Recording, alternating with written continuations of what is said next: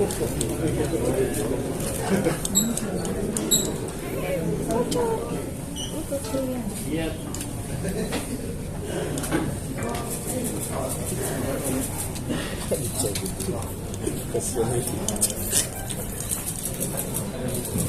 Yang punya.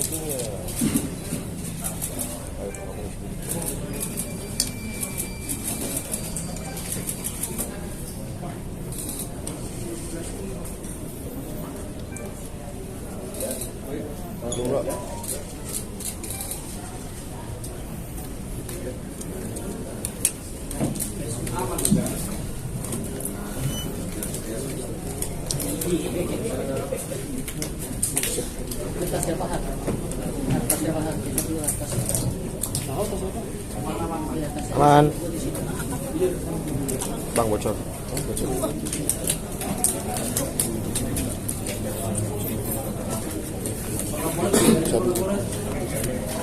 Mau kamera ketutupan Bang Buluk. Tinggian Bang Buluk. Iya, dulu. Coba rekannya mana? Sedikit aja, ada lah ya. Mari kita keraskan badanmu.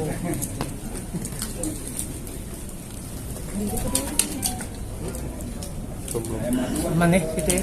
Kamera mau nih kena nih. Nah, Aman ya. aman. Wah, akrobat ya pagi-pagi ya.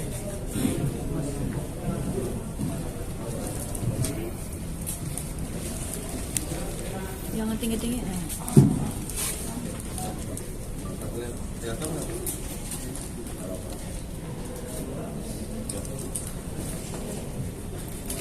Bang. Oke, thank you. Tahan, Pak.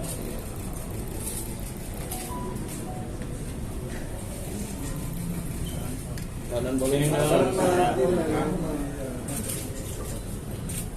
Ngantung aku. Ini kemana?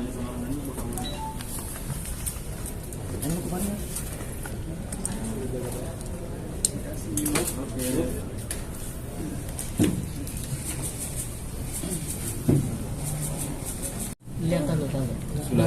Assalamualaikum warahmatullahi wabarakatuh. Waalaikumsalam warahmatullahi wabarakatuh. Selamat siang dan salam sejahtera bagi kita sekalian yang saya hormati rekan-rekan media Polres Metro Jakarta Barat.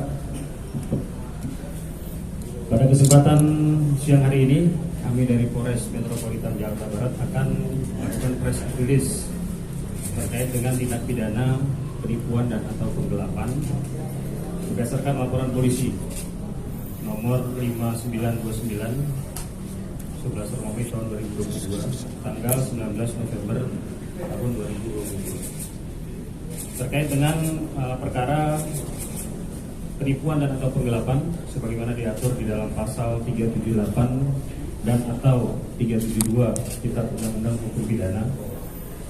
Barang siapa dengan maksud hendak menguntungkan diri sendiri atau orang lain dengan melawan hukum, baik dengan memakai nama palsu atau keadaan palsu, baik dengan akal dan tipu muslihat, maupun dengan perkataan-perkataan bohong, membujuk orang supaya memberikan suatu barang, membuat hutang atau menghapus piutang, dipidana karena penipuan dengan pidana penjara selama-lamanya 4 tahun.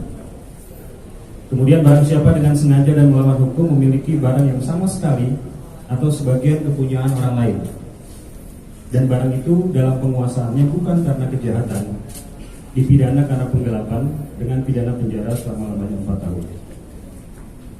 Pada peristiwa tindak pidana ini, pelapor atas nama inisial SD sebagai pengacara korban atas nama AL, umur 39 tahun, laki-laki, karyawan swasta, tinggal di wilayah Cipondoh, Tangerang.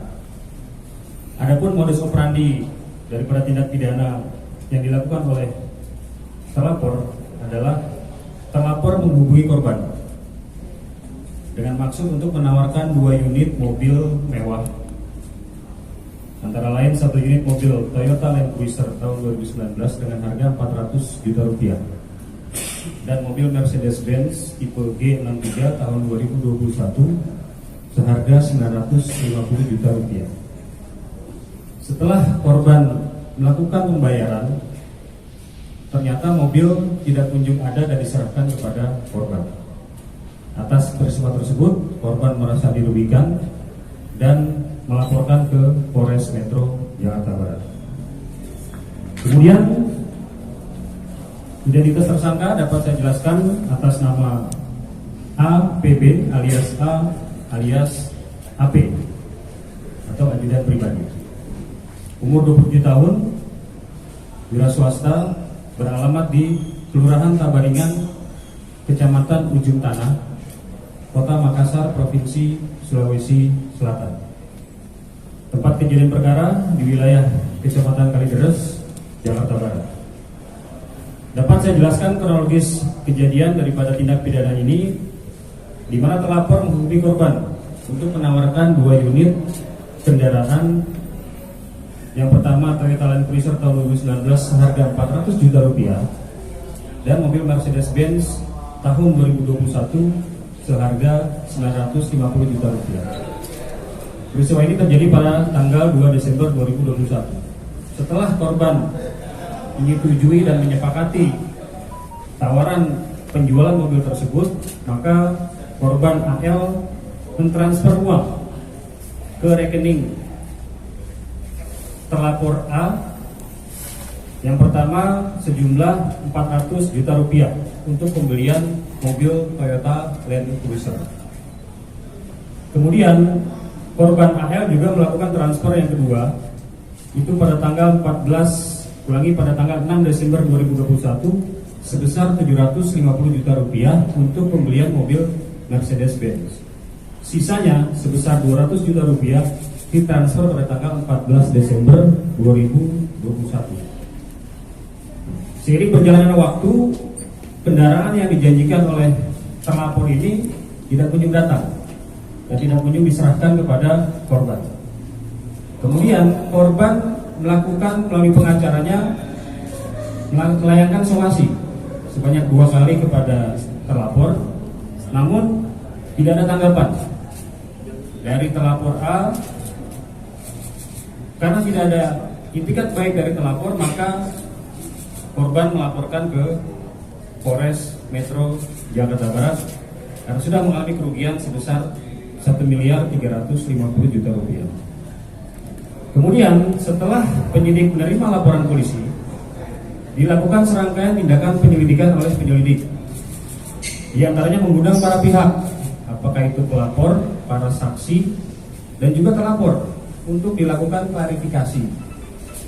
Namun sekali lagi dalam proses penyelidikan terlapor tidak hadir dalam undangan untuk memberikan klarifikasi kepada penyelidik. Namun ketidakhadiran terlapor bukan merupakan suatu hambatan bagi penyelidik, karena dari hasil upaya-upaya penyelidikan ditemukan fakta-fakta adanya dugaan tindak pidana, sehingga penyelidik melakukan gelar perkara untuk meningkatkan status dari tahap penyelidikan ke tahap penyidikan. Dalam proses penyidikan, kami juga melakukan serangkaian upaya-upaya pro justisia dengan memeriksa pelapor maupun saksi-saksi serta melakukan penyitaan terhadap barang bukti yang berkaitan dengan perkara tersebut. Dan juga penyidik melakukan pemanggilan terhadap terlapor selama 2 kali. Namun terlapor juga tidak pernah hadir dengan alasan yang tidak jelas, sehingga penyidik mengambil langkah dengan menerbitkan surat perintah membawa saksi terhadap pelapor. Kemudian tim penyidik Polres Metro Jakarta Barat berdasarkan informasi yang diterima, terlapor berada di wilayah Kota Makassar, Provinsi Sulawesi Selatan. Penyidik berangkat ke Kota Makassar untuk menjemput terlapor. Kemudian mendatangi tempat tinggal terlapor. Ditemukan fakta bahwa terlapor tidak ada di rumahnya. Kemudian selama beberapa hari melakukan pengamatan, diperoleh informasi terlapor ini sedang mengendarai kendaraan bermotor di suatu jalan di Kota Makassar. Kemudian penyidik menghentikan kendaraan tersebut untuk melakukan pemeriksaan, dan ternyata benar di dalam mobil tersebut terdapat terlapor atas nama A, dan penyidik menjelaskan maksud dan tujuan menghentikan kendaraan terlapor A untuk membawa terlapor ke Jakarta sebagai saksi terlapor terkait dengan perkara penipuan dan penggelapan yang dilaporkan oleh korban. Nah, kemudian setelah dilakukan membawa terlapor ke Polres Metro Jakarta Barat, kami melakukan serangkaian pemeriksaan terhadap terlapor. Terlapor mengakui perbuatannya telah melakukan tindak pidana penipuan dan atau penggelapan, sehingga penyidik kembali melakukan gelar perkara yang dipimpin oleh Kasat Reskrim dan Wakasat Reskrim untuk meningkatkan status terlapor menjadi tersangka berdasarkan 2 alat bukti yang syah terhadap terlapor atas nama A, PB alias A alias ajudan pribadi. Setelah dilakukan pemeriksaan sebagai tersangka dan setelah selesai pemeriksaan dilakukan penahanan terhadap tersangka dengan pertimbangan dikhawatirkan tersangka bisa mempersulit proses penyidikan. Apakah itu melarikan diri, menghilangkan barang bukti, dan atau mengulangi perbuatannya lagi. Barang bukti yang kita amankan, yang pertama ada tangkapan layar percakapan di handphone, kemudian juga ada printout mutasi rekening, kemudian juga ada bukti transfer, dan juga foto kendaraan yang tadi sudah kita informasikan. Terhadap tersangka, sebagaimana tadi sudah saya sampaikan, kita kenakan dengan pasal 378 dan pasal 372 Kitab Undang-Undang Hukum Pidana dengan ancaman pidana selama 4 tahun penjara. Demikian penyampaian rilis yang dapat saya sampaikan. Silakan bagi rekan-rekan yang akan ada pertanyaan atau diinformasikan. Pak, mungkin Pak Kapolres, Pak Kapolres, itu kendaraan yang dijanjikan itu sebenarnya fiktif atau memang ada, Pak Kapolres? Kendaraan ini tidak pernah ada, alias fiktif. Dan memang kenapa si tersangka ini menawarkan kendaraan dengan harga yang jauh di bawah harga standar, itu untuk menarik minat daripada korban. Dengan alasan mobil ini dijual murah, surat-suratnya lengkap, sehingga korban tertarik untuk membeli mobil yang katanya dimiliki oleh tersangka. Padahal mobil itu tidak pernah ada. Saat ini korbannya hanya satu atau ada kemungkinan lain? Dari hasil pengembangan dan pendalaman, sementara ini korban baru 1 orang yang melaporkan. Namun kami tetap terus melakukan pendalaman dan pengembangan terhadap tersangka, dan sampai informasi ini kita rilis ke media, korbannya baru 1 orang. alasannya Pak, dibalik alasan untuk melakukan penipuan, apakah unsur ekonomi atau gimana Pak?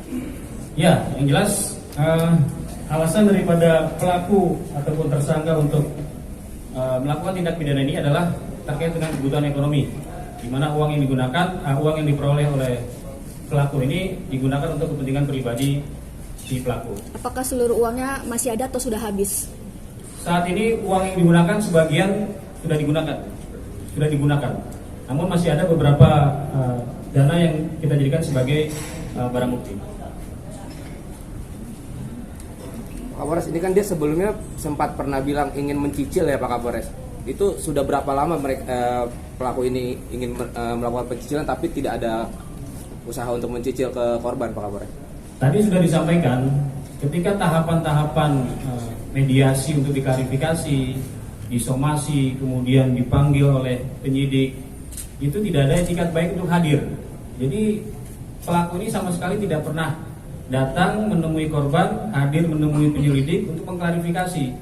Jadi tidak ada istilah untuk mencicil hutangnya, apalagi membayar hutang kepada korban. Pak, udah berapa kali nih pelaku melakukan penipuan seperti itu? Baru 1 kali ini, karena yang laporan yang kami terima baru 1 dari korban. Pak, mungkin korbannya dari lingkup teman kah atau orang terdekat pelaku, bagaimana? Ya, berdasarkan informasi yang kami terima, pelaku dan korban ada hubungan pertemanan. Pak, ajudannya ngomong Pak. Ajudannya boleh ngomong Pak. Boleh ngomong apa?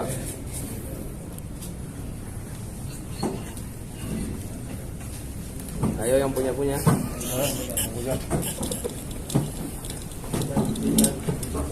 Hanya dulu biar ada Ajudan, ada yang mau disampaikan? Assalamualaikum warahmatullahi wabarakatuh.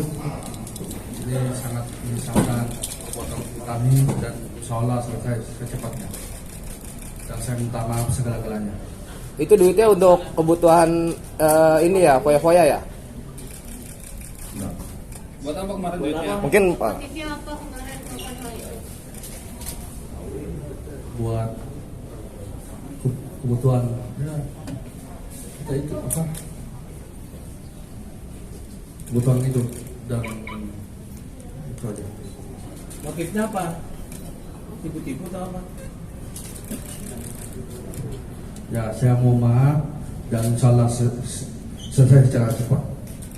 Memang dari awal niat mau nipu ya, Mas? Udah berapa lama? Ya saya mau maaf. Oke, dah. Oke, makasih banyak Pak Kapolres. Terima kasih Pak Rasad. Pak Kasat, terima kasih.